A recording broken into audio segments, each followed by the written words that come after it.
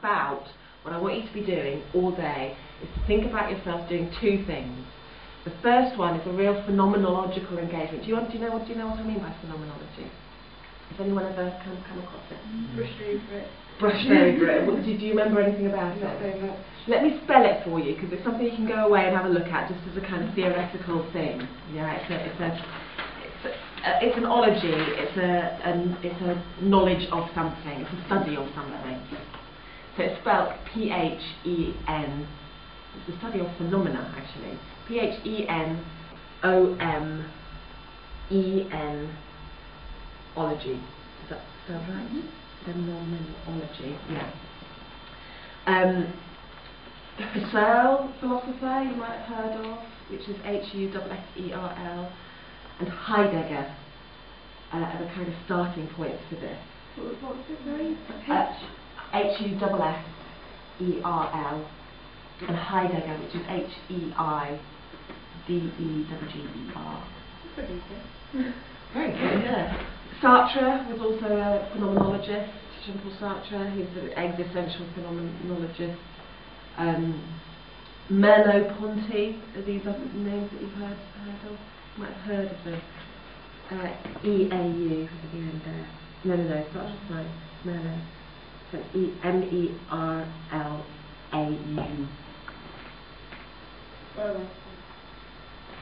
Sorry, the E is right, it's not the A. E-A-U. Yeah, like really recognisable, isn't it? Yeah. There'll be ones that you keep coming across along this MA, and these are very significant. A phenomenology is about the ways in which we understand our world through our own perceptual processes. So what it is it's not saying that you are separating yourself from the world. You are understanding the world because of your engagement within it. Yeah. So it's really about how you physically experience things. So if you were to have a phenomenological experience to a performance work that you went to see or an artwork, what it is, it's about being able to understand the way that you physically responded to it, emotionally responded to it, as opposed to intellectually responded to it. Yeah. So it's a very different, different kind of critical framework. It's much more about emotion, feeling, physical experience, perception, than it is about intellect or a semiotic analysis or a critical kind of frameworking of something. Yeah. And today what I want you to do is to do that. Okay? I want you to be aware of the ways in which you're responding, physically or emotionally, and I want you to be aware of the fact that you are at the centre of the world. Yeah? You're at the centre of your world, obviously, but it is the world. To each of us, this is the world. Yeah? And I want you to be absolutely aware that you are the centre of it, and everything that you are experiencing is being filtered through something. Yeah? Your histories, your baggages, yeah, whatever has happened to you in the past, it's being filtered through all of that. At the same time, however, I want you to be outside of yourself. I want you to think of yourself always as though you're up in the corner of a room or up at the top of a tree, depending on whether you're inside or outside, looking down on yourself and the environment. Okay? I want you to think about mapping what we're doing here now, as well as being right located centrally to the universe. Yeah? So try and split yourselves through the whole day. It's really difficult to do that, and what you'll find is you may be kind of at points you're really in it and you can't get a sense of an overview, and other times you're really at the overview. And don't worry if you keep fluctuating between them. The more you kind of work with it, the more you're able to do both at the same time. So don't worry if you're not doing it now. Okay, so that's what I'm going to ask you to do as a kind of overarching exercise, a huge exercise. The very specific exercise that we're going to do now is I'm going to send you on a walk individually. This is a lot of individual work today, and we're going to keep coming back and sharing and swapping and classes and so on. I'd like you to go on a walk for 10 minutes, and I want you. How big is the campus? It's not very big, is it? I don't know. Good, that's good. Because what I want you to do is I want you to go, as soon as you get to the front door, that's where the 10 minutes starts, you've got to go 10 minutes where you've never been before. Okay? That can be inside, outside, wherever you can get in if you can or not. It can be on campus, it can take you off campus, depending on that. But you need to go somewhere that you don't know, alright? So it might take you a couple of minutes to get away from where you know, but as soon as possible get off, yeah? You're going to go for a walk for exactly 10 minutes. At that point of 10 minutes, you're going to turn around and you're going to make your way back in a different route. That might mean that it takes longer than 10 minutes to get back, and that's fine. So I will expect you back within half an hour. But so don't worry about that, but don't retrace your footsteps.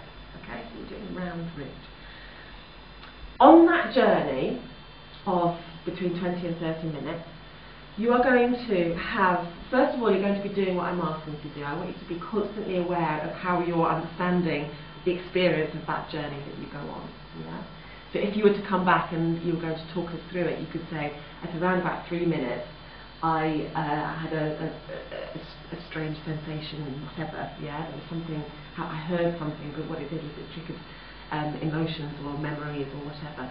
So I want you to be conscious of those processes that are happening, yeah? But at the same time, what I want you to do is I want you to find a spot on your walk that somehow intrigues you, okay?